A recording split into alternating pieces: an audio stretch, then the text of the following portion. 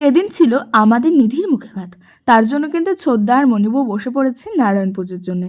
আর আমরা এখন যাব জল ভরতে, নিধিকে যে স্নান করানো হবে সেই জল আনতে। তো দেখতেই পাচ্ছ আমি অলরেডি রেডি হয়ে বেরিয়েও পড়েছি, আর এদিকে কিন্তু ক্যামেরাম্যান আর ব্যান্ড পার্টি চলে এসছে। এখন আমরা বেরোবো।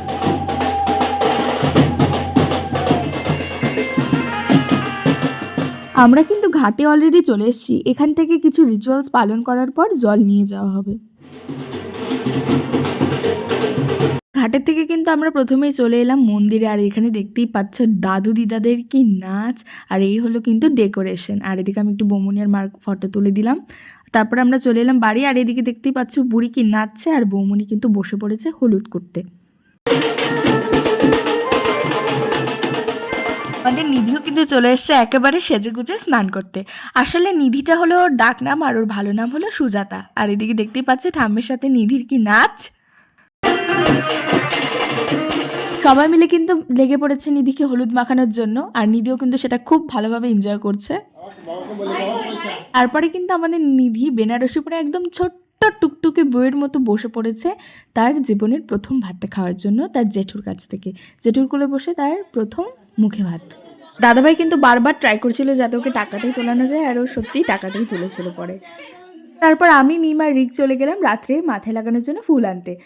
তারপরে বাড়িতে এসে আমরা লাঞ্চটা সেরে বেরিয়ে পড়েছিলাম সব মন্দিরে যাওয়ার জন্য। আর এদিকে দেখতে পাচ্ছ প্রচুর টোটো আসছে, আর এদিকে কিন্তু পাপাই দাদা আমাকে মানে একটু হ্যাজাচ্ছিল যে ব্লগার চলে এসছে, সাইড দাও সবাই। আমরা এখন বেরোবো।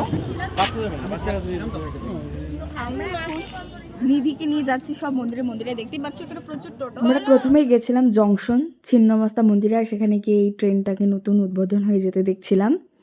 তারপরে আমরা চলে গেলাম মন্দিরের ভেতরে, আর নিধিকে অলরেডি নিয়ে যাওয়া হয়েছিল ভেতরে প্রণাম করানোর জন্য। তারপরে ওর কিছু ফটোশ্যুট করা হচ্ছিল। তুমি তো ব্লগে আসবাই। তারপরে আমরা বাড়ি চলে গেছিলাম, আর বৌমনি কিন্তু আসেনি কারণ বৌমনি মেকআপ করতে গেছিল। তারপরে আমরা বাড়িতে গিয়ে বেরোলাম, অন্ধকারে বোঝা যাচ্ছে না তো, ঠিক আছে চলো সামনে গিয়ে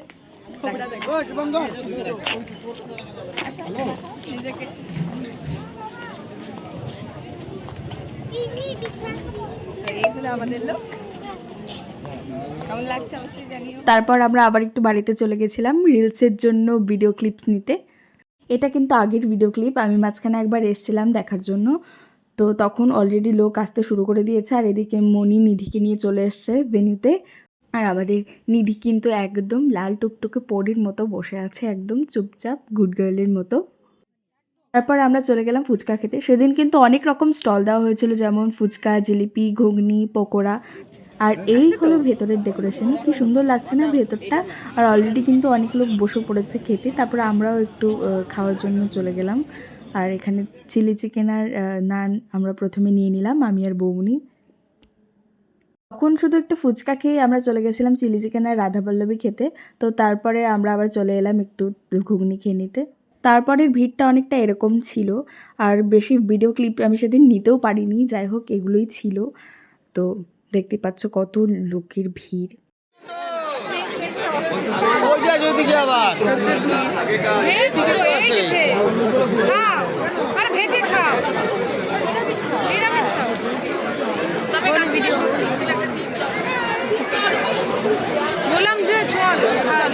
সেদিন কিন্তু বৌমনি ভীষণ বিজি ছিল, তার জন্য বৌমনিকে বেশি ভিডিও ক্লিপে পাওয়া যাচ্ছিল না। আর এদিকে সব বৌমনি সবাইকে খাওয়ার জন্য ডাকছিল।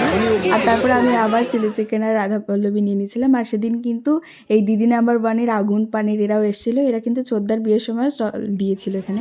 সেদিন কিন্তু প্রচুর রকম আইটেম ছিল। আমি শুধু রাধাবল্লভী আর চিকেনটাই যেহেতু খেয়েছিলাম, তো আমি সেজন্য সেটাই দেখাচ্ছিলাম। যাই হোক দেখা হচ্ছে নতুন কোনো ব্লগে, ততক্ষণের জন্য টাটা। সবাই ভালো থাকবে, সুস্থ থাকবে, বাই বাই।